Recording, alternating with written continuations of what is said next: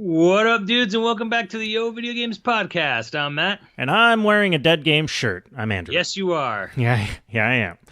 It's a very comfortable shirt, though, and anybody watching can see it. Oh, it's just there. It's Breakaway. Ooh. And we know a guy that worked on it, a real great guy, but the game is dead, unfortunately. But I wear this shirt to the gym sometimes, and people think it's a brand of, like, workout gear. It totally could pass for that. Yeah, because on the back it has, like, strength, endurance, and, you know, shit. I'm not going to turn around for you, but... Oh, yeah, bro, yeah. What's up? Bro, check out, yeah, no, it's Rip Fuel, man. Yeah, is Breakaway. Like a protein powder, man? It's sexy. It gives me all my muscles. How's your creatine and the content in it? It's about 3 grams, like any... Sorry. I take creatine. I'm not... Goes for 4. Goes for a dangerous 4 grams. So your body can absorb 5 grams in a day of creatine. But pre-workout that has creatine tends to be in the 2 to 3 gram range. Mm-hmm. And then if you buy creatine powder, just like the monohydrate powder, it's usually like a 5 gram serving. Or milligram? No, 5 gram serving. I think it's something like that. I don't know. I'm not an expert on it. But you can't see, but everybody watching this can see that my house is still totally empty. Because we had to remove everything again for the second round of spraying. So that's why the lighting's really nice in here, actually, is because there's no blinds. You can see the LA cityscape behind me. For people that don't think LA is full of tall buildings, it is. So we could host a late night talk show. We could. Yeah, we could. We'd just set up. We'd move my bed, and it would just be like a little table, and then we'd have windows behind it. You'd see into everybody's living room. I have 100% one time looked out across and like just seen right into like a dining room area where people are fucking on the table. Oh yeah, yeah. It's only happened once in 2 years, but it's a good reminder. You keep your fucking blinds closed, folks, or don't. You know, I mean, if you're into that. You know, speaking of clarity on fucking... they weren't hot. They're actually voting on a law in Japan to possibly repeal the censorship law. Yeah, because all the people that grew up watching porn on the internet are now like, I want to see dick and balls and pussy. Yeah. Or asshole. So yeah, there's an amendment up for voting on, making... It can be... Here's the funny wording on it. It's like, if it's consensual, it can be uncensored. And I'm like... What? Why? Because there's enough non-consensual shit on there that you would have to even make that distinction. Like, look, isn't man, that like wouldn't that be breaking the law if you filmed like whatever? You were in the store that had the shit broken down by section, the Reddit of physical stores, right? So did they have a non-consent section? Because that's. I mean, well, for hentai, like that's probably like 90%. Because no one willingly fucks a tentacle. I actually knew a girl who was into that subgenre many years ago. I mean, it happens, I guess. Well, all right. And you're not a married man, so I guess you didn't want to show her your tentacle. Well, no, because if to get deep into this deep lore, like yes, go deep with the tentacle. A mutual friend of ours was really interested in hooking up with her at the time, so obviously, we're like, yeah, man, go for it. We actually heard she's into tentacle shit, so good luck. I hope I know who the friend is, and I have in mind oh, damn it! I was just gonna be like BoJack. BoJack was the one into the girl with the tentacle thing, but it's not him. That's unfortunate because I feel like that's a match made in heaven. BoJack, I know you're listening, and... He's not into tentacle shit. He's just into big old titties. Fair enough. He's like that old guy in Clerks who, asks for the comic. Or, inspects every egg. No, not the egg inspector. Like, just the old guy who dies on the toilet. Like, oh, I got that one magazine in the back. They have the biggest titties on them. Yeah, no. That's the stuff. He's definitely like that guy, but he's also like the guy that would inspect every egg. He would just do it with titties. Yeah. The person that goes for the milk all the way in the back. Would suck on them to make sure they're accurate. He would. He would. He would. If there was somehow a job, finally he'd find his calling in life. There's such a great line in that scene where they're talking to the lady who used to be a guidance counselor. Yeah, and she explains it. Yeah, she's explaining it, and it's a funny scene, and it's usually the payoff is where she says, hey, that's why I got a job that's important. That's why I manually masturbate, endangered species for artificial insemination, which is kind of like the big punchline. It's probably what everyone remembers. But my favorite part of that dialogue exchange is when she's saying, I've seen this before, it's a guidance counselor, and like, what makes him crack? It's like, it's the whole stress of, feeling like you're not making any difference. And then Randall just off the cuff just says, come to think of it, my guidance counselor was pretty worthless. And here he is. I'm like, yes, it's so good because it's not like, it's not any of that weird sitcom stop, make sure the audience knows to laugh or whatever. It's just kind of like, yes, Randall, obviously. Yeah, I like multicam sitcoms where you're filming in front of a live audience and you like wait for the audience to finish laughing. I know a few people that's like their favorite shit, like it's their jam. Like Big Bang Theory is like their favorite show of all time. And like that person happens to like work in post-production, and I still can't figure out like how can you enjoy that? Like it feels like from an editing perspective at least, like that would be the worst. You just gotta sit there in silence, giving time for whatever. But today we're talking. It's the 25th anniversary of Donkey Kong Country. I fucked up earlier. I said Donkey Kong was 25 years old, and so we could fuck him. But Donkey Kong's almost 40. He is rounding the bend on 40 years old. So he's still old enough to date, and it wouldn't be weird. Well, it would be weird actually. 18 years older than me. That's a hell of a gap. Look, I don't want to define love for anybody, but I'm saying if there's an 18-year gap in your relationship, you might need to take a seat and think it over. Yeah, what is that? If you were 36 and then you started dating an 18-year-old, like there would be like what, like your double? Ugh. I mean, didn't Jerry Seinfeld do that? Yeah, so did Paul Walker. Paul Walker was like 40 and dating a 17-year-old or some shit. God. Yeah, there was some weird shit there. I guess don't quote me on that. Maybe that's wrong, but I'm pretty certain I saw something about that. I'm pretty sure Seinfeld was doing that in the 90s. Because I've heard that brought up where people are like, well, how come people weren't raising much of a stink about it? And I was... Because it was the 90s. Everything was fucked up in the 90s. Well, yeah, but also, I don't know what the exact age gap was, but let's say it was 40 and 18, right? Who fucking cares? It's no one's business because you're two legal adults at that point. Granted, yeah, no, but that is kind of weird. Obviously, an 18-year-old's probably not making the best decision for themselves, but it's kind of like, well, think what you want. There's nothing illegal about it. No, there's nothing illegal, but illegality doesn't necessarily mean it's ethical or, like healthy. Like, there's plenty of shit that's legal that's not healthy or ethical.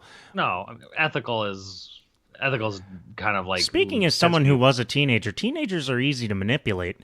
Yeah. So I feel like 22-year gap, pretty 18-year-old. I'm not saying it's not weird. When someone came of age and you were still sperm in your dad's balls, that seems... Yeah, unethical. It's weird. It's weird and it's creepy, but it's like, well, whatever. Let people make their own mistakes. And I always will. I'll just be there watching. Wait, is this the uncensored version? But yeah, so it's might be in Japan soon. My God, that's... I mean, I guess I've never really watched Japanese porn. Like, well, I know... Have I. But some people are really excited. They're like, yeah, we got to get so-and-so and so-and-so back. And it's like, who? What? Well, I know the one, like, really worldwide famous porn star, Hitomi. Yeah. Like, everybody fucking knows. And if you don't know her, you're not lying about not knowing who she is, like, she's like the biggest titted porn star in the world or something like that. Like, she's real famous. Got big tits. That's all I really know. Yeah, big is an understatement. They're like... They're a whole other person. They can vote. Each tit has its own vote. When she votes, she votes 3 times. Well, the tits aren't censored there, so that's probably why she rose to such prominence in Japan. But I've never gone hunting for it. So I guess if like that was your jam, this would be a big deal. Yeah. I mean, cool. The thing is when I was in one of, oh God, this video can't go up and it'll be demonetized to hell and back. Just censor this when part I was out. in one of the adult stores, they were playing demonstrations like these little tiny LCD monitors between the bookshelves that just sort of played you demonstrations of the videos for that section. It lets you know that you're getting the good. Yeah. But it's like, is this for foreign travelers? Like, hey, what section am I in? Oh, watch this monitor. It's playing clips of what this section is for. Yeah, that makes sense. That just seems like good marketing, really. But yeah, I did notice that. Yeah, it's all pixely and mosaic-y and blah. So well, because you're not supposed to beat it right there. You're supposed to just get kind of an idea, right? That's how it is. Oh, like all the time. Yeah, you understand that, right? Like Japanese. Yeah. It's completely mosaic. Well, I mean, I didn't. I guess I didn't realize that it was that heavily censored. But like I said, hey, this is a big moment. Let's celebrate it. Well, I've also heard that like some people are like, yeah, this won't pass. Just too many old politicians are going to be like, nah, rabble, no. I didn't get to see it. You don't get to see it. You don't either. That's why the whole world is going to shit. So yeah, but anyways, yeah, it's 25th anniversary today of the not the origins of the Big Ape, but you could say the origins in a way, because yeah, Donkey Kong Country turns 25. Well, it's when he became a character, right? Like sort of cool because okay, well, I mean, here we go. I guess Lorecast, whatever. Mini Lorecast. Rare developed the Donkey Kong Country series. Well, the original ones. Last two were done by Retro, but in the lore, the lore of our transgender supporting officially big 800-pound gorilla, which I'll get to that in a moment. He was the grandson of the original Donkey Kong. So in the Donkey Kong Country series, Cranky Kong is the original Donkey Kong. You probably knew that. I mean, I didn't really know that. All I know about Donkey Kong lore is that they picked Donkey because the guy who originally did it thought it meant stupid. Miyamoto got an argument with someone, and then they're like, Donkey doesn't really mean stupid in English. And he called that guy a donkey bitch ass, right? Yeah, and he just said, no, we're keeping it. How can it not mean stupid? It's such a dumb fucking word. Yeah. All right. So yeah, that is. I mean, if you want the lore of the name, that's going back to the '81 arcade release, though. Yeah, the guy who's 40 now. For the Country series, though, the Donkey Kong you play in Donkey Kong Country is the grandson of the original, which is now Cranky Kong. It also leaves the question of what happened to Donkey Kong Jr., who was last seen in Donkey Kong 94 and then Mario Tennis for the Virtual Boy, but I guess at some point he grew up and had kids and had that Donkey Kong. You see, I can fill that in. Is what happened is he died in the war, and notoriously soldiers, the Great Ape War. Well, yeah. Okay, so the Great Ape War is completely he got his fuck on. Meme. So I mean, you said you wanted the podcast not to go long, so I'm not going to talk about the giant meme lore of the Great Ape War. So no, and that's fine. That's I'm just entirely saying, on you if you want this to be a 3-hour podcast. No, I'm just trying to explain when he dropped a load real quick, and then he scooted off to die, and then all of a sudden, hey, Baby Kong, right? There's never actual. Nothing's ever said really in the Country games as to how the lineage actually works. And recently, even I think we can all agree that apes bust nuts. Well, right? Sure. Okay. Well, like they even said recently, like developers were like, well, we did the point. Like, how does Donkey Kong? How does the whole family dynamic work when you have some that are like clearly gorillas, clearly chimpanzees, clearly orangutans, clearly spider monkeys, and they're like, we just didn't think about it, so we probably you shouldn't think too hard about it either. Is their Rare's official response? Well, I'll tell you who was thinking about it real hard is the furries. Sure. I mean, that shit don't make sense. You got to line that shit up. If I'm going to bait to it, it's got to make sense. Yeah. I'll give credit though to Rare for basically taking nothing and making something out of nothing, because like up to the same year that Donkey Kong Country came out, Donkey Kong 94 came out on the Game Boy, which was more or less like a giant reboot of the 1981 game. And it was basically, yeah, Donkey Kong goes and captures Pauline, and then Mario chases him up a building, and that's kind of it. So, and then he's gonna wreck it. It's kind of one of those, like, there's nothing here, so the canvas is yours to do what you will with. So the nice thing is Rare didn't fuck it up when they made okay, like, we have to make a whole new, basically starting from ground zero. The only thing you have in common is there's Donkey Kong, because there's no Mario in the Donkey Kong Country games. Like, he's just sort of like not fucking there. Okay. Which is fine. So they did this whole thing where he lives on an island and he has a whole Kong family, and their mortal enemies are I almost said Klingons, which is funny, Kremlings, these crocodiles who were actually meant for a different game, like either like a Battletoads enemy or just some other game they were thinking of, and they just took them and then put was there ever a cartoon show with these? Yeah, there was. Okay. And that's a whole nother ball of wax. I think that's where I know shit from. I think I remember watching that.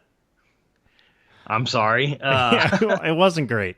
No, it's probably terrible. Why I didn't play any of the Donkey Kong Country games. So yeah, I'll give him credit on, like, okay, so they came up with this whole story about how he lives on a tropical island, and he's at war with these Kremling crocodiles.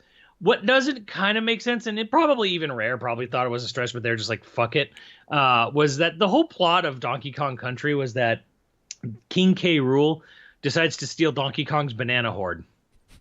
And that's the plot. He goes out to get his bananas back. Yeah, that makes sense to me. Well, I mean, if we're really going to talk about it, obviously a gorilla is just absolutely going to 100% fuck up an alligator or crocodile. It's a pretty decent, like, okay, gorilla versus crocodile. Crocodiles can't look up. Gorilla comes from above every time. Ambush predator. And if you've seen King K. Rool's model, he hasn't seen his dick since he was a hatchling. I'm just saying, you got crocodiles wandering around out there. Gorilla gonna fuck them every time. Yeah. So I mean, I guess gorillas are rapey, by the way. They probably really do fuck. So yeah, I mean, but and I'll say this too. We had our own little meme within our own community with bananas and sex. Yeah, I remember that.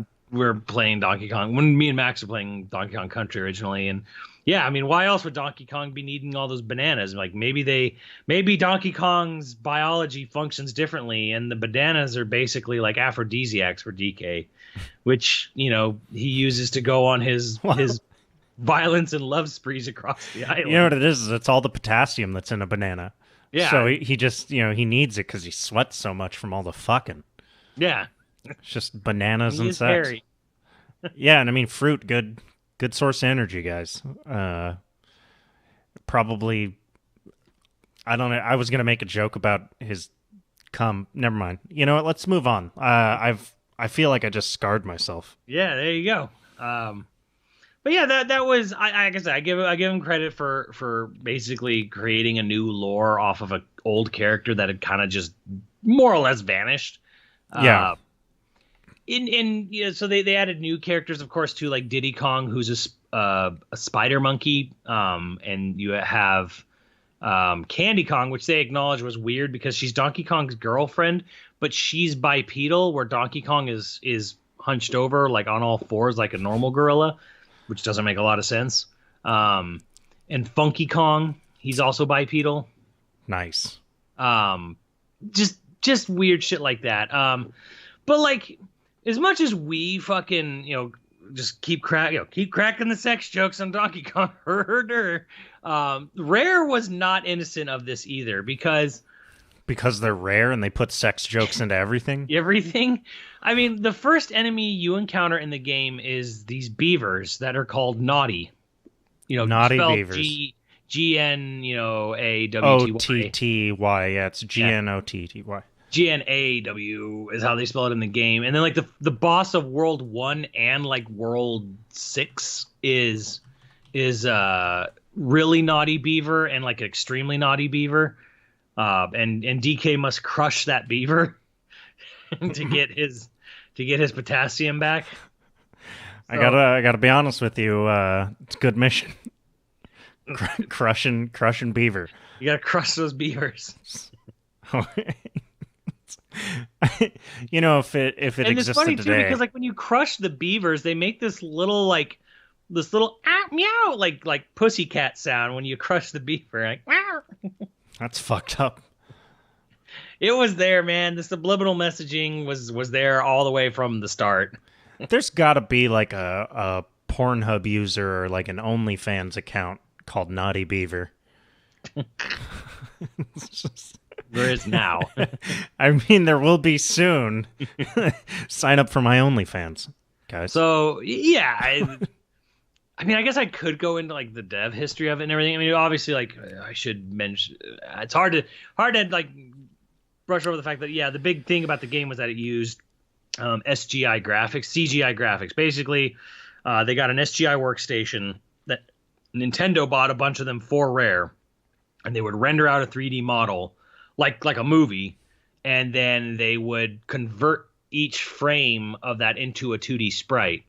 So it had that that weird CGI claymation-esque look to all the sprite work in the game. And it sort of kickstarted that. And a lot of other games and a lot of other developers who didn't make the jump to 3D right away were doing a lot of that at the time. Like this, they like pre-rendered graphics, as we called them, because you would render out a 3D model and then you would convert it into a 2D sprite image for whatever console. And was that cheaper, or was that that sounds way more time intensive? I mean, it was probably really expensive at the start, like for Donkey Kong Country, but like technology moves fast, and it was, I guess you could say it was a way to make your game appear, like give it like a 3D look. Do like it was like a graphical shot in the arm. Cheaters. For aging systems. They were cheating. Yeah, basically you could kind of say that. But on the one hand, it was better because guess what else turned 25 this today even, was the 32X. Oh. And cool. Big, $150 add-on for the Sega Genesis, and the games weren't really all that great, obviously, and like some were okay on it, right? But that was Sega's answer to, okay, we're going to prolong the life of the Genesis by here's a 32X, this big weird mushroom thing you stick in your Genesis to make it play special games. So at least something like Donkey Kong Country, it was like you just buy this game. And there was definitely a Super FX chip or a cheat, as some people call it, a cheat chip, where they would put like hardware on the game cartridge itself. But it didn't cost you, $150 per game or anything. So yeah, did it increase the cost of games at all? No, not really. Games were weirdly expensive back then, though. Like every store could have their own price. There wasn't standard pricing back then. You could easily run into a game. It's like, oh, this game's $80. Fucking why? Because. Yeah, when you really think about it, games are cheaper than they've ever been now. Yeah, it was during the PlayStation and N64 era, and it was actually Sony who started this standardized pricing. About a year into the system's life, where they're just like, our games cost $50 flat out, which actually. I honestly think it was sort of a power move against Nintendo, because they knew the CDs were so much cheaper to manufacture. And when they put out like a thing saying straight up, our games cost $50, that's it. Like that's our standard undercut price. The revenue that Nintendo could. Yeah, so Nintendo had to standardize their pricing for the N64, but they had to go for $60. So during the N64 PlayStation era, it was always $60 for an N64 version of a game because of the damn cartridge. Well, that's the same today, right? It's $70 for a Switch game, brand new. Yeah, I don't think any Switch games hit $70, but like usually if it's like a game that's like 30, it'll be 40 on Switch or 50 on Switch versus 40 on the other. It absolutely is a thing. I can state this with 100%. It's factual. For from what I understand, is yes, it does cost more to manufacture Switch cartridges than to manufacture Blu-ray discs. Well, yeah, because it's proprietary. But one thing that I wanted to talk about is, you know what those OG strats were for getting games for cheaper than everyone else was in the 90s? Was you buy it from Blockbuster. I would do that. I've done that. Yeah, that's how I got Conker's Bad Fur Day. One, they don't check they don't check age requirements. Like they gave no fucks.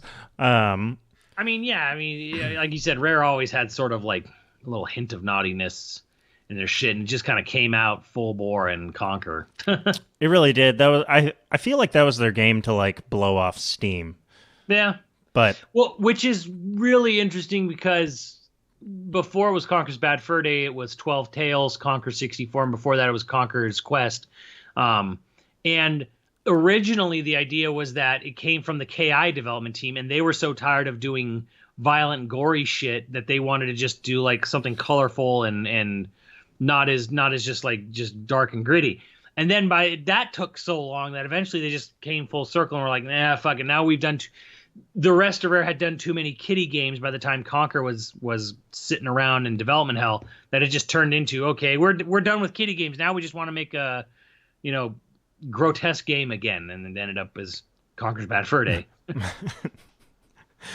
Well, development hell always fucks things up. It's weird. It's just, I always found that fascinating. But in terms of Donkey Kong Country, how many games are there in Donkey Kong Country? Well, there's a lot of Donkey Kong games, but as far as country goes, there's technically 5 country, and then 5 country. Damn. Technically, and then like you could kind of say 6 if you count Donkey Kong 64, right? So, 94 was Donkey Kong Country. It's like the second best-selling Super NES game. I think it's like 8 million copies were sold. Established the whole lore of DK and his little buddy Diddy go. One night their banana horde gets stolen by King K. Rool. They go across Donkey Kong Island to get their bananas back. Yeah, that's murder and shit right there. Yeah, they track K. Rool down to his ship. They fuck him raw sideways on the gangplank. or something, and they get their bananas back. You take my fruits, I'll fucking kill you for my fruits. I love my fruits, man. But yeah, so they get their shit back. I mean, one thing that I will say was, we really do have to bring this up too, was that more than just, for me, the graphics were, it was like, okay, they did a neat new trick for the graphics, right? But that shit obviously wasn't going to last forever, and it didn't last forever, and it was, just in a few years, no one was really doing that shit anymore. But one thing it did actually do that was significant was where David fucking Wise came in and really pushed the shit out of the sound chip on the Super NES. So he was getting synth samples and sounds out of that system that really were kind of unheard of up to that point, especially. So that's actually the F in his middle name is fucking David F. Wise. Actually, I don't know what his middle name is, but it's fucking now. I guess it's fucking now. Obviously, aquatic ambience being the big thing. So. Yeah, like the music was actually a really standout thing. What's funny is that he's talked in interviews about how he was just kind of trying. I was just trying to make electronic music sound as good as I could. But like I'm sitting there listening to it, and I'm like, this sounds like big band. This sounds like new age, like ethereal. This sounds like, I don't know. It's like this crazy environmental stuff going on there. It's like. It's funny to me how it wasn't like, he's like, yeah, I wish I could have used orchestrations and stuff like that at the time, but I just trying to take. And he talks about how, like, especially with the second game, like Vangelis and what was that? The guy from Genesis, the band, Phil Collins. Oh, Phil. I was sitting there. You said Genesis, and I straight up was all like, there was a band from Sega Genesis. No, well. Phil Collins and Vangelis. He was basically saying those were inspirations, and it's funny because I listen to Donkey Kong Country 2 music. I'm like, all I hear is John Williams, but which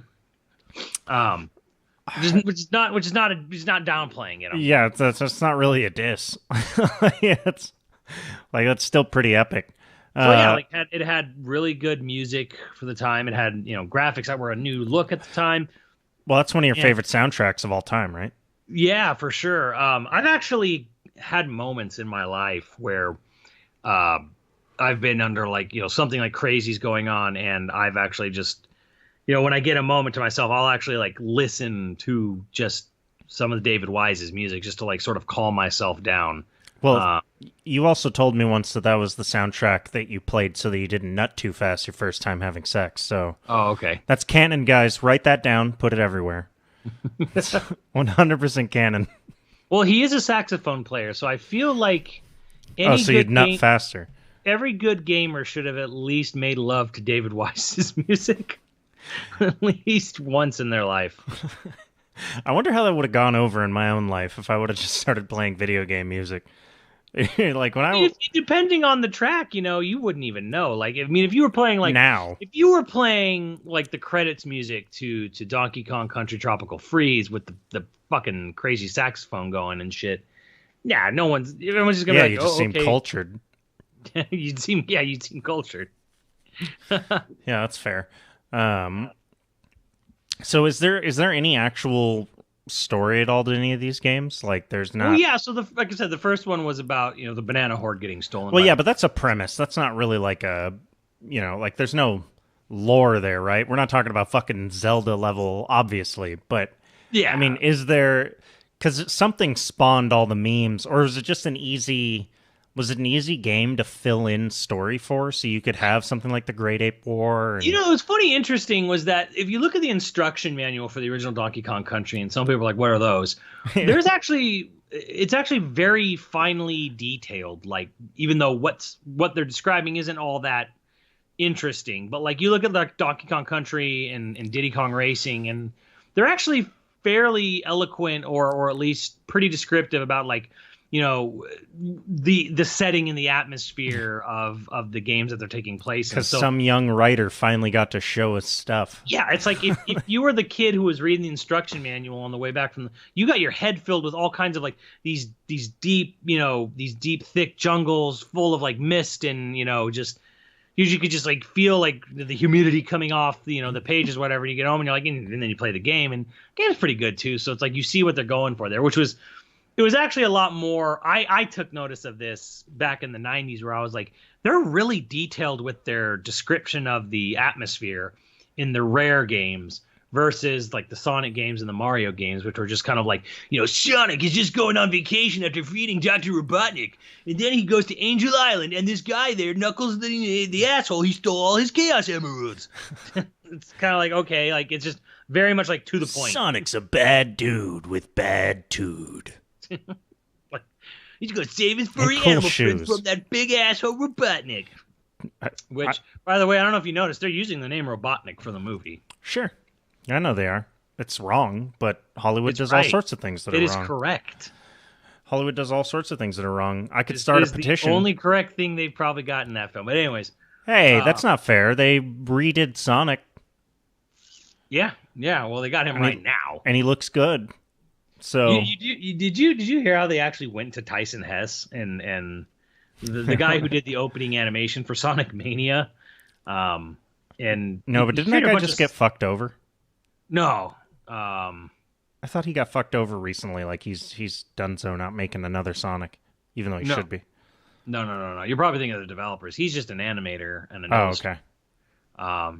But yeah, he started out making a bunch of funny Sonic meme comics on the interwebs, and they're actually hilarious. He came up with Nipples the Enchilada, and now he was officially in charge of redesigning Sonic for the movie. Yeah, that's a good story right there. That is a good story, but yeah, like that was just that was the basic lore of Donkey Kong Country, was just the Kremlings Banana Horde. Before the second game came out, there was Donkey Kong Land on the Game Boy. And the funny thing about that was the story was Cranky Kong was berating Donkey and Diddy for their adventure, saying like, oh, sure, you did all this because you had all the new fancy graphics and CGI, blah, blah, blah. He's like, there's no way you could accept a real challenge and beat it on a old bit system. And Donkey Kong basically says challenge accepted. So Cranky says, all right, I'll call up K. Rool and we'll have him steal your banana horde. And you see if you can actually beat him on the Game Boy on 8-bit black and white. That is the plot to Donkey Kong Land. So it's very like break the fourth wall, Deadpool-y. Like ridiculously like weird meta. Like, so that is the plot to Donkey Kong Land. I sort of like that plot because it's literally, if you're going to have to give exposition, do it with style, I guess. Yeah. Yeah. Well, Cranky always made jokes Here's about like, back in my day, we only needed one screen, to fill up a whole level. Like he would say shit like that when you talk to him on the map. So he was already like sort of a meta commentary character. But like, yeah, the whole plot of Donkey Kong Land revolved around him challenging Donkey Kong to see if you could actually do it in 8 bits. So there you go there. Donkey Kong Country 2 is Diddy's Conquest is about K. Rool decides he's going to kidnap DK and steal his bananas as well. He does both. He's really escalating here. So and then takes him back to Crocodile Isle. So Diddy, along with his girlfriend Dixie Kong, decide to go save Donkey Kong from King K. Rool. And the whole thing is, like, before he just had that sort of generic, I have a little crown on my head and a big red cape, and he has like a big armor plate over his belly. Yeah. To cover his big croc tits, which also doesn't make sense because crocs don't have tits, but whatever. Let him have this one. He needs something to be hot. Pecs, I should say. But, yeah, so it's all pirate themed. So the second game is super pirate themed, and this goes all the way back to like Greg Mayles being like big into pirates, which to this day is still a thing at Rare. Sea of Thieves. Yeah. So so yeah, the whole game had a mostly pirate-esque theme. A lot of people say Donkey Kong Country 2 is their favorite. Max didn't like it when he played through it, and I kind of see why. And I always told him, like, look, I didn't like Donkey Kong Country 2 as much as 1 because 1 was a very just pure platformer, just run and bop through the levels. There wasn't much, like, there were a lot of secrets to find, but there wasn't this. In Donkey Kong Country 2, they added all these different coins. There's banana coins, there's DK coins.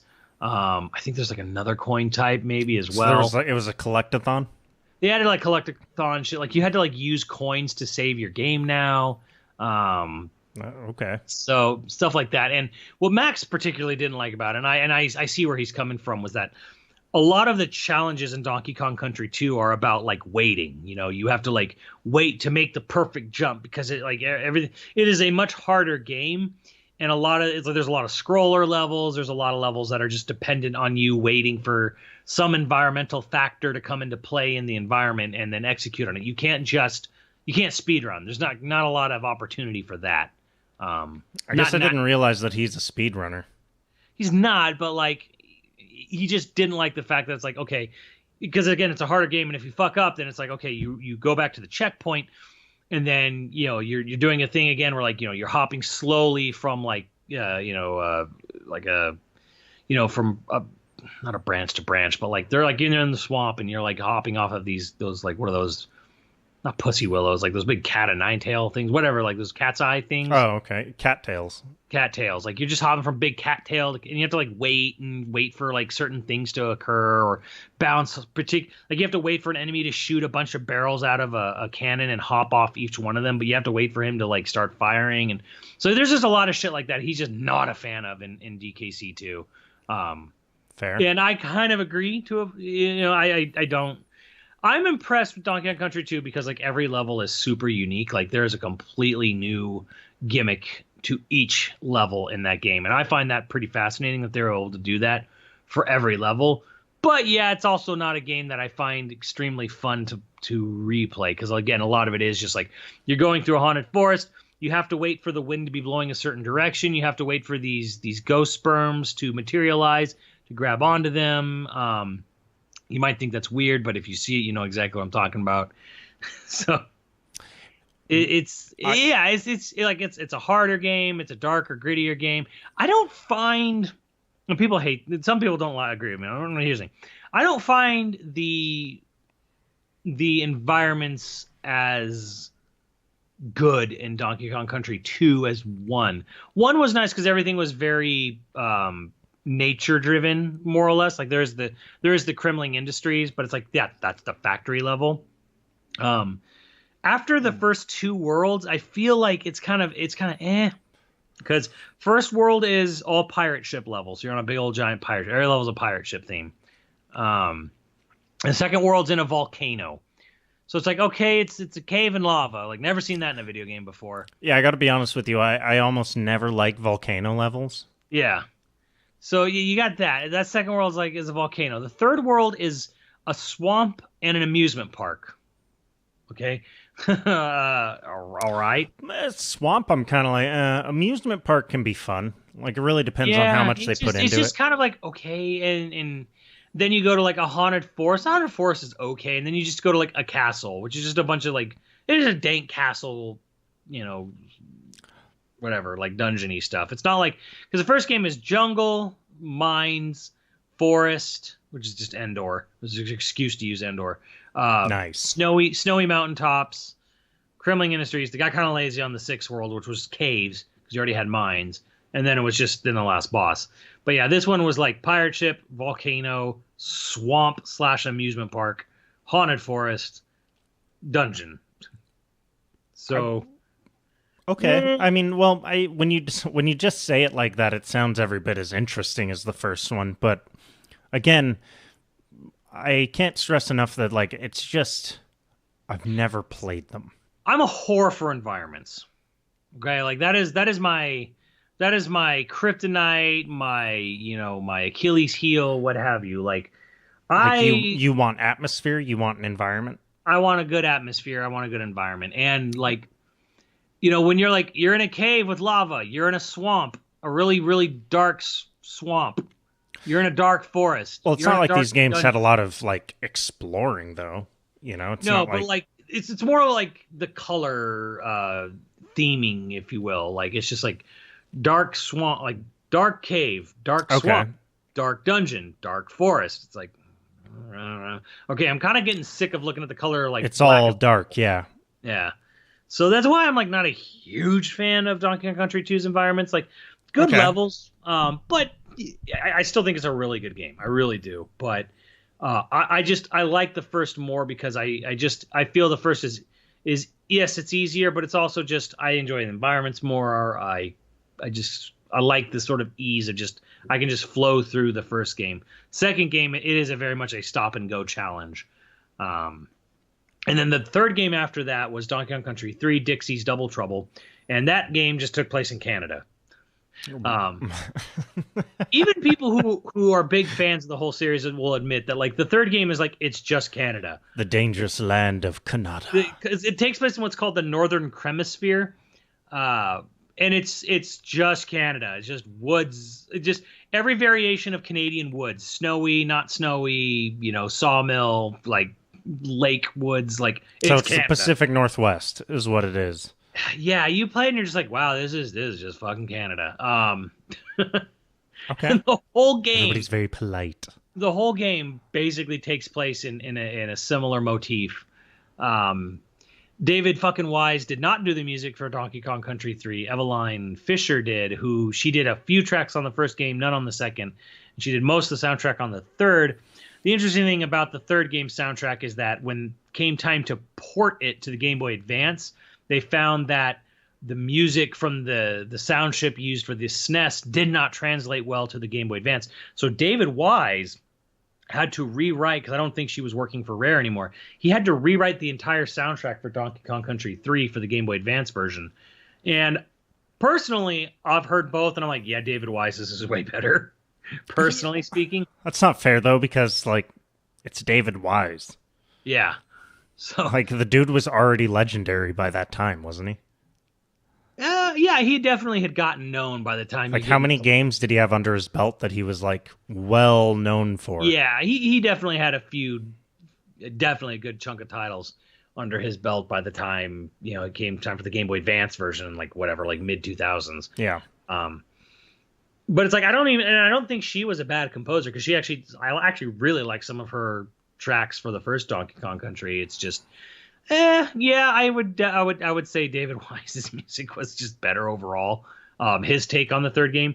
And the reason why he didn't do the third Donkey Kong Country game, and Donkey Kong Country 3 was kind of it came out in 1996, the fall, like November of 96. So it came out like after the N64 was already out. So yeah, it didn't sell too great. Kind of is the sort of forgotten black sheep, if you will, of the series. It's not a bad game by any means. It's definitely easier than part 2, but it was just kind of like by this point everyone had kind of, moved on. Everyone had kind of moved on. The next Donkey Kong Country game was technically Diddy Kong Racing, which was great. Which I don't know if you've played that. Yeah, I did play that. Yeah.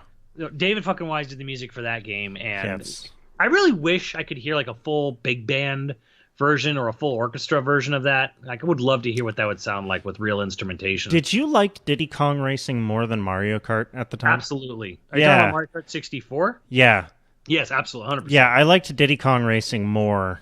It controlled better. It had way more content. Like I sort of wonder why. Oh well, obviously they're not going to bring Diddy Kong Racing back now.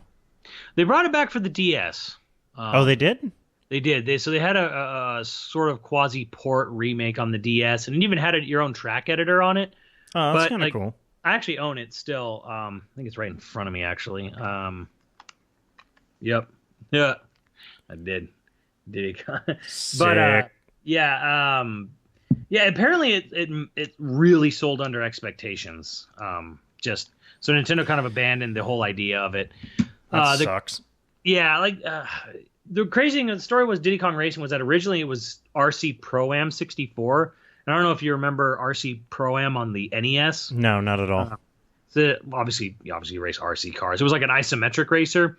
It was a rare game, and they were making a 64-bit version, and basically, I forget what game, I think it was Banjo, was supposed to come out that holiday season, and they had to delay it. And then Nintendo was like freaked out, like, we need a fucking game for the holiday season.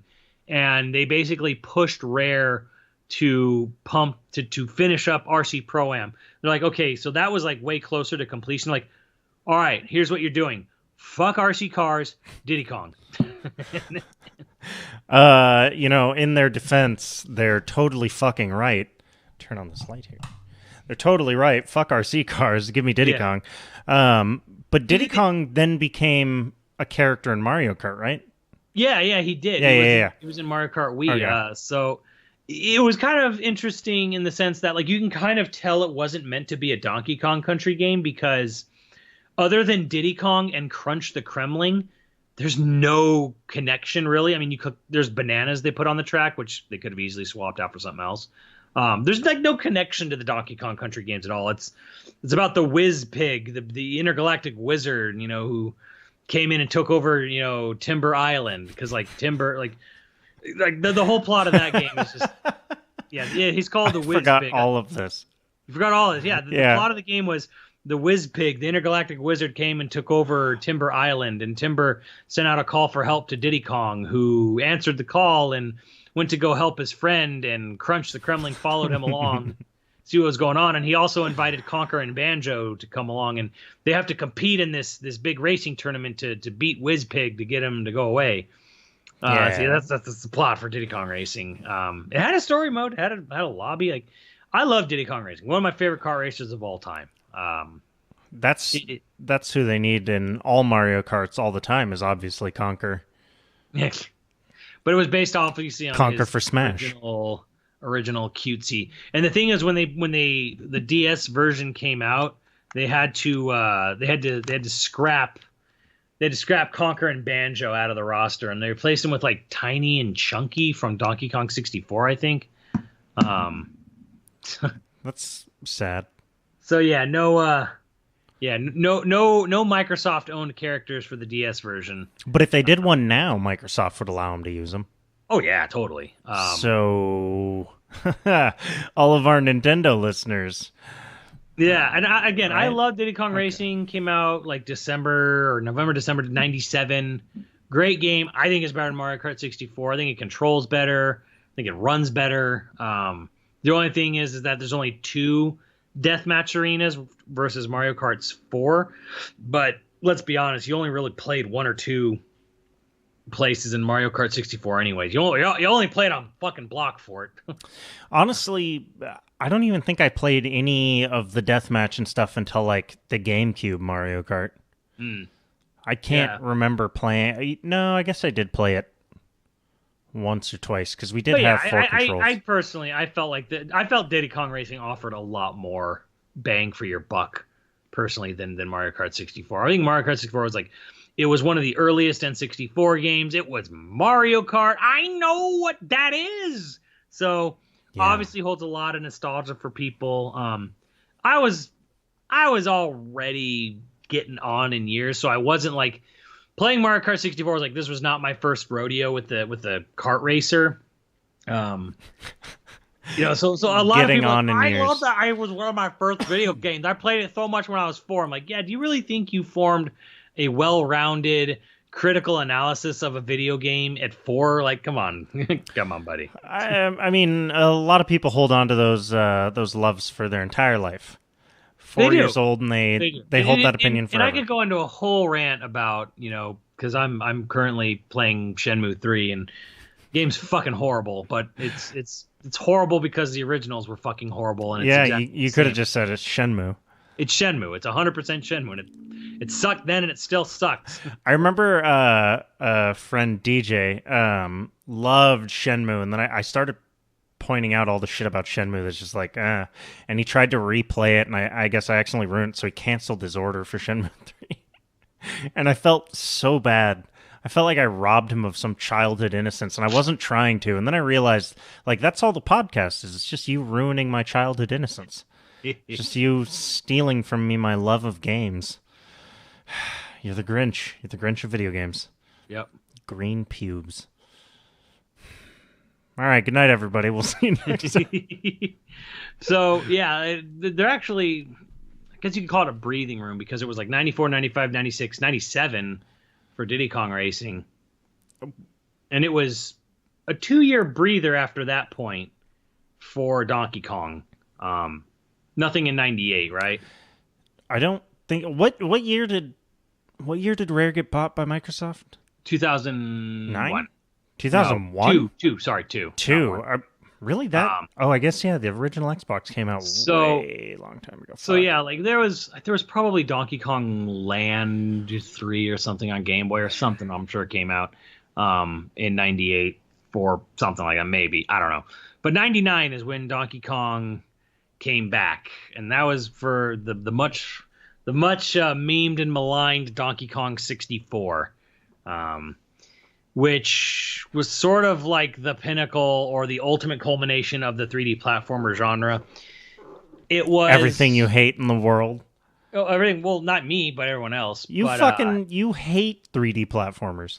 Me? Yeah, you've told me like several times that platformers aren't meant to be in 3D. I guess it's opposite day. Yeah, it's one of my favorite fucking genres. I firmly believe that shit about Sonic. Yeah, but Sonic isn't really a platformer, is it? I mean, yeah, it is. It is technically a platformer, but is it really a platform? You go really fast, you go around rings and stuff, but there's not necessarily a lot of platforming. Yes, there is. I guess. You're just doing jumps and shit. Yes. There's a ton of platforming in Sonic. Fair. But yeah, DK64 came out late 99. The two funniest things about that were, one, they had to delay Perfect Dark, and they pulled people from Perfect Dark to finish up DK64, which I remember EGM was very pissy about. And no one's going to play Perfect Dark. Nobody even fucking cares about this. Finish the Gorilla game, okay? Like, EGM was very pissy about the fact that Perfect Dark got shoved back so that they could finish DK64, which I was just kind of like, I'm like, okay, like don't like, just because again, it was like, just because you guys have a fucking hard on for GoldenEye's follow up doesn't necessarily whatever.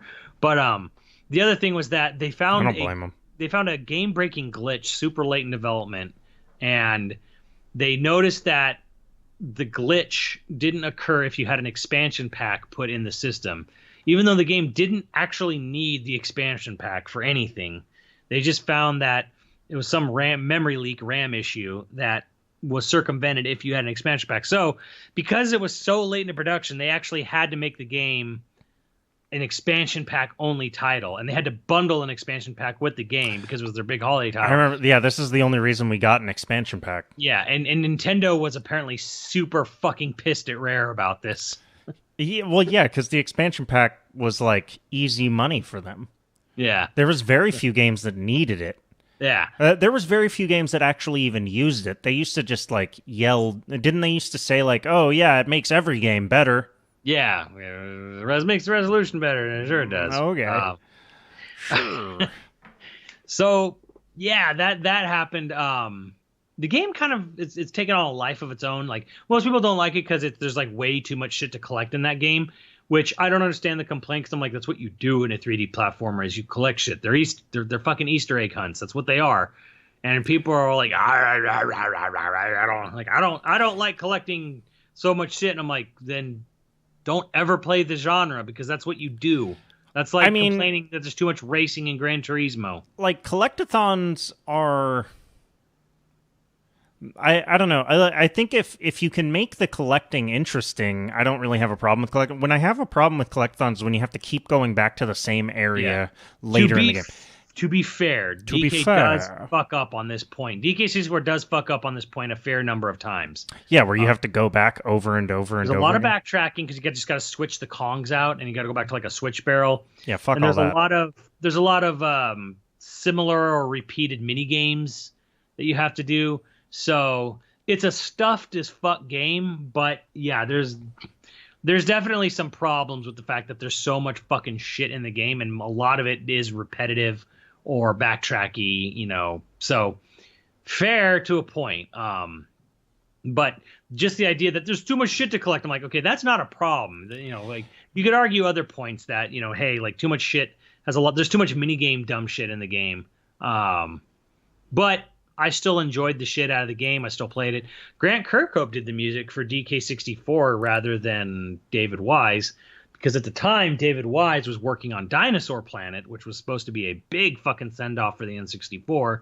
Didn't that turn into... Yeah, that's a whole other story right there. I was just trying to... I was trying to think about, by the way, because when you told me that you didn't like 2D I just realized I put words in your mouth. You were speaking specifically about Conker's Bad Fur Day. I just remembered. Oh. You were saying that it shouldn't have been... It wasn't a good 3D platformer. It shouldn't have been a 3D platformer. It should have been a 2D platformer. I don't know if it should be... I don't know if I'd say Conker should have been 2D. The controls weren't great in Conker. No, it was fuck awful. like there's something odd about... Because you had both Banjo games and Donkey Kong 64... Conker was the last of them to come out, and yet it controlled the worst. So it was super bizarre. Well, it had like input delay out the ass. It was like slippery and shit too. Like, I don't know. It's a weird game. You got to keep it tight. You got to keep the controls tight. It's fucking bizarre. I don't know what happened there, but I still love that game. But yeah, Donkey Kong, Take a Life Zone. It had the DK rap, which Grant Kirkhope did right. Yeah, does Grant Kirkhope not get an F in his middle name? He doesn't get Grant fucking Kirkhope? Is he not good enough to get the fucking? I don't think it rolls off the tongue as well. Well, maybe fucking's just like a title. So David fucking Wise, he gets it. Yeah. You know, you can't have two kings. You can have three, though. I mean, there were three kings at Rare at the time. You know, maybe even four if you wanted to count Graham Norgate. You had like Robin Beanland, Grant Kirkhope, and David Wise. And they all did music? Yeah, all did music, and you had Eveline Fisher and Graham Norgate in the background as well. Don't get as much credit as the other three, but yeah, like DK64 actually had a really good soundtrack. It was actually different. It was definitely more Grant Kirkhope, obviously, than David Wise sounding. And Grant, even though I did say earlier, like Donkey Kong Country 2 had a very John Williams sound to it. Grant Kirkhope is on the whole, generally speaking, much more John Williams than David Wise is. David Wise is I don't know what he is. He's more like environmental, moody. Are you saying that, like, is Grant Kirkhope more like cinematic? Yeah, more melodic. I mean, they both are, but like, you'd have to like listen to a lot of their tracks to like really pull, like, you know, be able to like pull the name. Like you hear that and you're like, oh, it's a Grant track, it's a David track, it's Robin's music. But I know Grant Kirkhope's a big fan of John Williams, so it's like I feel like there's a lot of John Williams in Grant Kirkhope's music, and it's almost a little bit more whimsical fairy tale, like you said, almost storybook cinematic like, and it definitely felt that way in DK64. And it worked really well for the game. I think recently it was famous because there was that guy who, I don't know if you remember, he did a 24-hour nonstop marathon on Twitch for DK64. I don't remember him. So he was doing a thing for trans rights awareness or whatever, and he was just streaming the game for like 24 hours solid, and he was just going to do it until he built up a certain amount of money for this charity, right? That's cool. That guy got all kinds of people to call in, like on a talk show, if you will. He had politicians, he had influencers, and then Grant Kirkhope called in while he was streaming the game, and one of the guys who was like helping like run the background of the game while he was streaming it, he got Grant, because Grant Kirkhope was the voice of Donkey Kong himself for a number of years, right? Oh, that's cool. And he got Grant Kirkhope in his Donkey Kong voice, you know, basically to just say like, trans rights, okay. So is Donkey Kong just the Hulk? Yeah. Is that all he is? Yeah, I guess so. So yeah, it was pretty crazy because like this game got mainstream media press, and it was funny listening to some of these people call in during this live stream that was going on for like a day or 2 days, or maybe it was like a 48-hour stream. I don't even remember. Without any breaks, like dude never slept.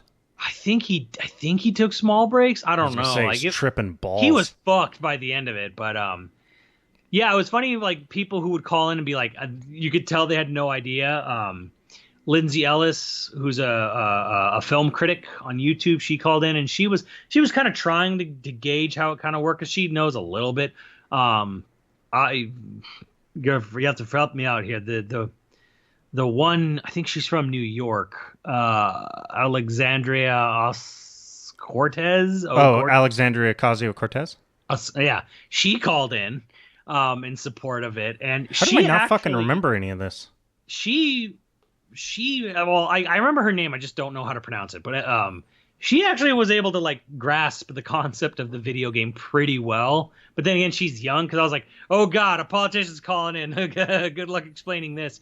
And then she actually kind of understood it pretty well, like how she's also the only politician today that understands the internet just in general. It's like, it's a series of tubes. Yeah, I mean, I'm not trying to say that for or against her, by the way. It's just because she's like of the age of people that came up with the internet. Yeah. Like, so there's a decent chance she's either played Donkey Kong, watched a sibling play Donkey Kong. Right. You know, like there's a whole lot of... like shocked. I'm like, oh good, here, like, you know, a politician calling in, this will be interesting. And then she was actually like, asking and like basically understood how the game functioned and worked. And I was like, well, shit. Now you look like a dick. That. But like, it was just crazy that this guy had no connections, right? He didn't know anyone. It just sort of went viral, right?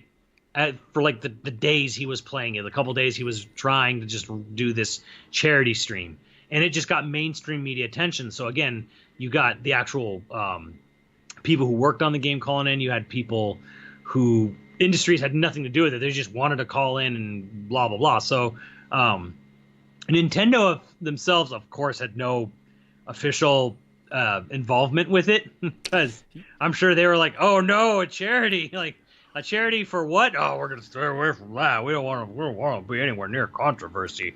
Herp or derp. Which I want to bring this up because I didn't know this, and I don't think we caught it at all during our last podcast. Yeah.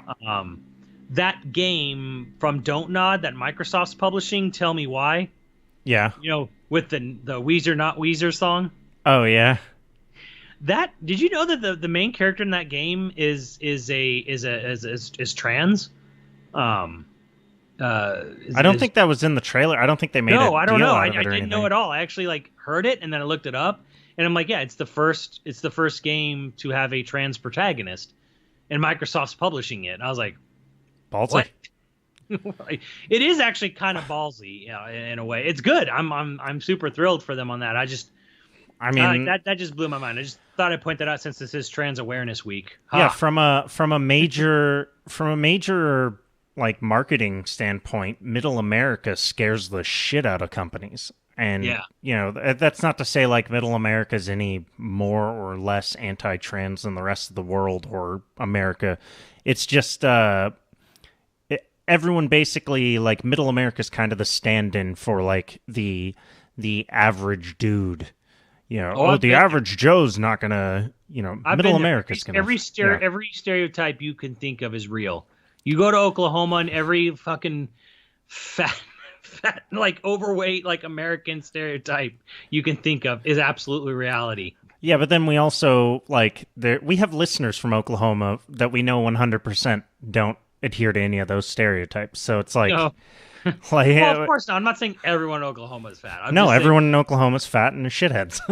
No, but like I went there, I mean, like a couple of years ago for family reasons, and I was just kind of like looking around, and because my mom was on this kick of like, we're going to enter a population freeze. No one's having kids anymore. Like it's overpopulated now, but soon we're going to have a freeze because no one's having kids. I looked around, I'm like, Mom, everyone has like 4 kids and they're all well fed. Like everywhere we went, every restaurant we went to, oh boy, that my family took me to, I looked around. I'm like, what are you worried about?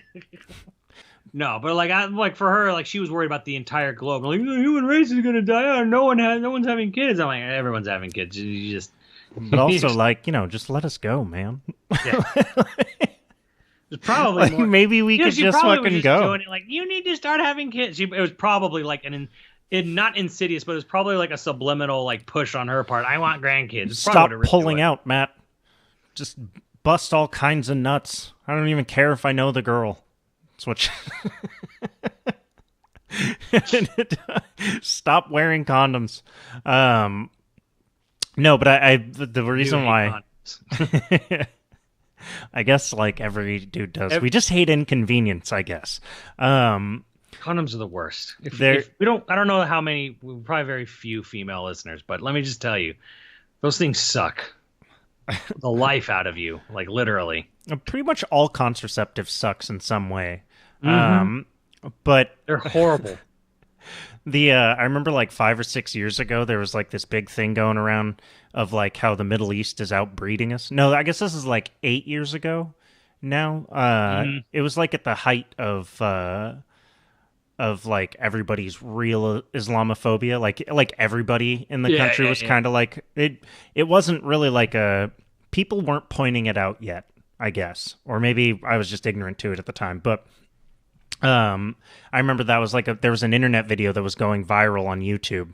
YouTube was young, and it was literally showing like the math of like how the Middle East is outbreeding us and it's like now you see shit like that and you're like, oh yeah, no, that guy's a fucking racist, that's why he's but at the time I remember just like that constantly getting shared, people being like, oh my god, I'm fucking terrified.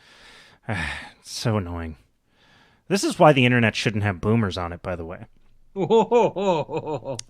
No, it's not to be. So you're saying Cranky Kong needs to just shut up and go away? No, it's not that. It's just there needs to be like a course for him. The reason why there's a reason why Ocasio-Cortez can call into a show and like talk about Donkey Kong, even if she probably has never fucking played it.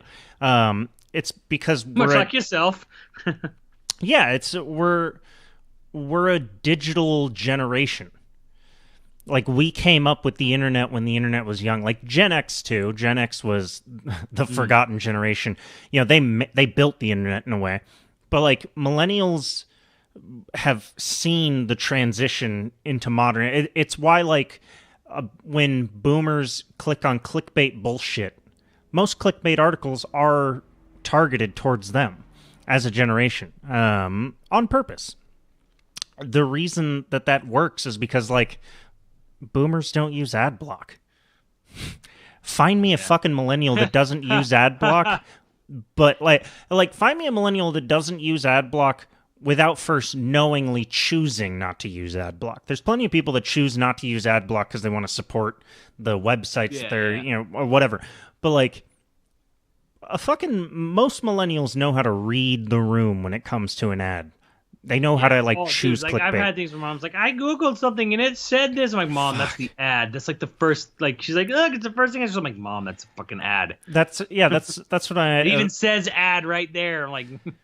So don't get me wrong. I'm not trying to be ageist. I just think that like if you're a boomer and you're getting on the internet, you need to get like a 6-week course on like the history of manipulation on the internet or something. You know, like there's got to be. Like, I'm not gonna call it out but I had to fix something for my parents a few weeks ago, and like they had forgotten the password, so I just went down the list of the most common passwords and I got it in 4 tries. Oh my god, no! Yeah, like what the fuck? And then I had to fix the internet at their house one time because I was the one that set it up, and like I went back and I just had to type in the password. They just didn't remember the password, and then when I type it in, they were like, well, why don't you make it easier to remember? Because that's the fucking point. It's not supposed to be easy to guess the password. Like, what the fuck? But yeah, that's my mini rant on generational politics. There you go. Back to Donkey Kong. Cranky Kong's a fuck. Donkey Kong. Donkey Kong's cool, but Diddy Kong's the one who's going to get fucked by all their bad decisions. DK64 was technically the last time Rare was involved with Donkey Kong in like a mainline series game. There was the game Donkey Kong Racing for the GameCube that was announced when the GameCube was first shown off, where you were riding on the backs of animals like Rambi and Espresso and Engard, and there was this idea that you were going to be able to like jump from animal to animal mid race. Stuff has come out about it since, but it got canceled. Oh, okay. I was gonna say I don't remember that at all. It never came out because they got sold to Microsoft, and then the game project just got shelved. They tried at one point to turn it into Saber Wolf Racing, and then that got canceled as well. And there was even some pitches after Rare was sold from other independent studios to make and finish the game themselves or make their own version of it, but it never actually materialized. So yeah, that's like an odd footnote in the Donkey Kong like history legacy. There was like a Donkey Kong. There's a Donkey Kong. I think it was there was a racing game on the Game Boy Advance that was supposed to be Donkey Kong themed, and then it got turned into Banjo Pilot. I think it was Diddy Kong Pilot. Banjo the Game Pilot. Boy Advance. And then I got turned into Donkey Kong Pilot. There's only something somewhat significant. I don't think I remember that is because there was a character that got removed from an early build of the game called Redneck Kong. This hilariously fucked up looking, obviously redneck like version gorilla. Does he show you the choicest of redneck skills, which is how to shoot a beer out of a glass bottle? Right. So that's the only reason I even remember that shit. Have you ever done that, by the way? No. Well, obviously you have, but have you ever shot anything out of a glass bottle? Or like shotgun? Like, so when you shotgun... Pop lids off, bottles. But like, like you've seen a person shotgun a beer, right? You mean like chug it? Yeah, no. So like you pierce the bottom of the beer and then you crack the top of the beer and you suck the beer and it shoots. Okay, so doing that in a can, obviously you can crack the top of the can, do that. So the number one redneck skill that I've ever been taught by a genuine redneck is how to do that from a glass bottle. Sounds dangerous. Do you know how you do it? I don't know. Bendy straws. Bendy straws. You put the bendy straw and then you bend the straw around the lip so that air can shoot through the straw to the bottom of the bottle when you upturn it. And then it shotguns the beer. Like you can shotgun a beer in under a couple seconds that way. That just seems dangerous and stupid. I mean, it's epic. I'd never seen that before. Stupid. And I think it took 23 years for me to learn, for my eyes to be opened. That was a weird night. That's fantastic. So yeah, try it at home, kids. Don't. I'll be the voice of reason here to say don't try it. 100% you should. If you are of age to drink, shotgun a fucking beer. No. All of our Texan listeners are like, I do that shit all the time. all our Midwest fans. I hope so. So yeah, after I'm gonna tweet you a video of someone doing it if I can. After DK64, and again, racing got canceled. Rare got sold. It was like 11 years before there was like another proper Donkey Kong game, and that was Donkey Kong Country Returns on the Wii. That was made. This was made by Retro Studios in Texas. Speaking of rednecks, nice. Although it's Austin, so I guess it's kind of not. There was the first project they worked on after doing Metroid for a bunch of years, and they nailed the shit out of it. There were no Kremlings, which to this day pisses people off. I had no idea people were going to be so attached to their thick gators. I guess there's a Scalies crowd that's very fucking vocal about no Kremlings. Because in Donkey Kong Country Returns, it's the Tiki tribe. It's just these sentient Tiki things. They look like a bunch of shit that was taken off an island's like food menu. Like they're a Mumbo shitty Jumbo? villain. They suck. I don't like them. I agree. They're terrible. The Kremlings were better. But yeah, the Tiki tribe, I don't even know what their story is. They just took Donkey Kong's banana horde, and Donkey Kong went to go get revenge on them by punching the moon down onto their leader. Seems extreme, but I guess I support it. Angry Donkey Kong.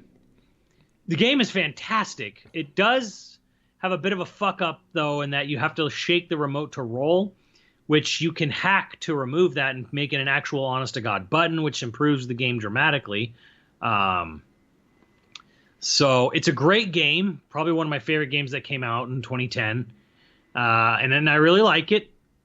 I found out recently why David fucking Wise didn't do the music, because when the game was announced, he was just leaving Rare. Shit. That's why he couldn't have done the game, because when they had started work on the game, like he was technically still a Rare employee. So that's so I forget his exact name. I think it's Kenji something or other. But it was the guy who did Metroid's music, did Donkey Kong Country Returns music. So it's very like Metroid-y? No, not at all. It's bugging me with not knowing this guy's name. Kenji. Was Kenji Yamamoto. So he did the music for Donkey Kong because he did all the Metroid Prime music. So he did Donkey Kong Country Returns music. Almost all the music was just remixes of David Wise's stuff. He did have there was some original compositions, like the new Rocket Barrel stuff.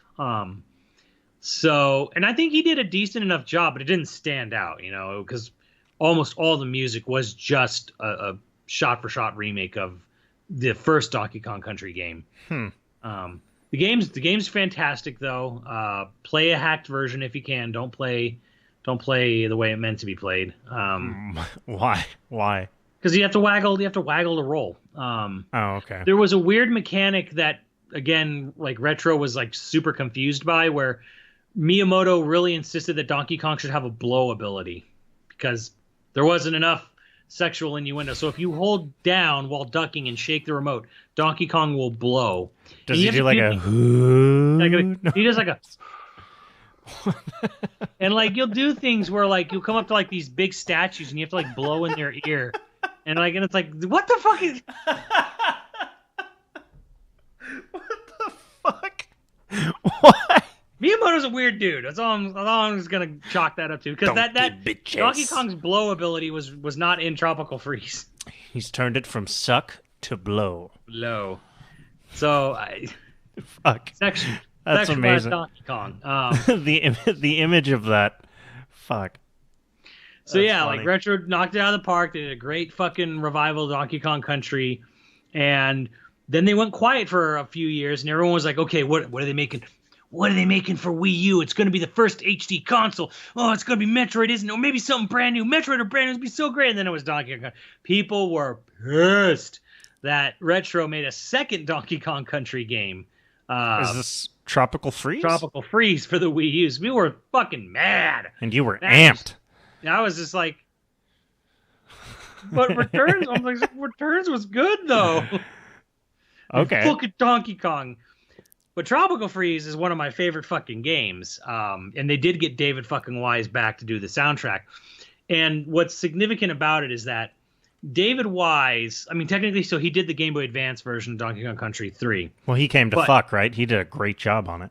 Yeah, but he had not done a new mainline Donkey Kong Country game since 1995 for Donkey Kong Country 2. Wow. You know, he didn't do the third one. He did Diddy Kong Racing, and he did the GBA version. So it's like he had not been, you know, Grant did 64 and Kenji Yamamoto did Returns.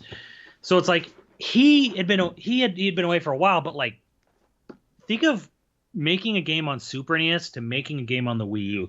He no longer had anything getting in the way of the music. There was no more restrictions. It was a Blu-ray disc. It was, you know, you could make the quality samples as high as you want. You could use whatever you want. Yeah, so that's cool. It was a big deal for me personally because I think it's easily his best work on the series, for sure. He does have a few remixes in there, which is interesting, but he also says he's not fond of remixing his music. He likes to just make more music, like new music, you know? Yeah. So I understand that in a sense, but his remixes were good in Tropical Freeze, and the overall soundtrack was phenomenal. It's still one of the, like, I'd still argue some of the best there is. So, yeah, and that's where we are today. Tropical Freeze got a port on the Switch. That's kind of it. No one really knows what's going to happen. Retro's not making Donkey Kong. They're making Metroid Prime 4. Someone else was making Metroid Prime 4, and apparently they fucked up so hard that Nintendo canceled the project. Or not canceled, pulled the project from them and said, we're just going to have Retro do it, which is, to me, like, why didn't you do that in the first place? Whatever. So there was some other project that apparently they're working on. It was heavily rumored to be a Star Fox racing game, but who fucking knows at this point? It's obviously canceled. I wonder. It's not like the audience disappeared for Donkey Kong Country, though. Like, it's still there. Yeah, no, because Donkey Kong Country Returns sold really well. Tropical Freeze did not sell great initially because it was on the Wii U, and nothing sold well on the Wii U. It's the port on the Switch has already sold better than the Wii U version. So if you combine the two, you've actually got a pretty decently selling game. But yeah, it's one of the weird things where it's just kind of like, it's interesting now where, you know, it's the 25th anniversary of Donkey Kong Country. We have no idea if there will be another one. There probably will be at some point, but Retro's not doing it. Obviously, Rare's not doing it. Maybe Monster Games could be doing it. They did the 3DS port for Donkey Kong Country Returns, but they had a couple of exclusive levels that they designed, and they weren't on it. They honestly weren't that great. So I'm kind of like, I'm hesitant on say Monster Games doing their own full Donkey Kong Country title. If you really like Donkey Kong Country, you really need to play Yooka-Laylee in the Impossible Lair, because it's a whole bunch of ex-Rare developers, David fucking Wise included, doing part of the soundtrack for that game. I think there's a misconception about that game. Is like a lot of people thought it was an expansion, but it's a whole new game. No, it's a whole new game. It's a 2D side-scroller, and it's very, very much in the Rare style of Donkey Kong Country games. It feels more Donkey Kong Country Super NES than the retro games. Like, the retro games have their own sort of like flair and design. And I would say Yooka-Laylee and the Impossible Lair feels a little closer to Rare. I mean, that's mostly kind of like in the difficulty a bit, and the sort of like just the general level design. It's a little more unforgiving. So, But yeah, if you like Donkey Kong Country games, you really need to try Yooka-Laylee Impossible Lair. Like, so many people who worked on the original Super NES games worked on that game. And you got new people too, because it's mostly, it was, if I remember correctly, it was Matt Griffin and Dan something or other. I'm trying to remember what the fourth composer's name was. Dan Murdoch, sorry. Dan Murdoch and Matt Griffin did a lot of the soundtrack for Yooka-Laylee, and they did a really good job. I think one of them came from like the Batman Arkham games.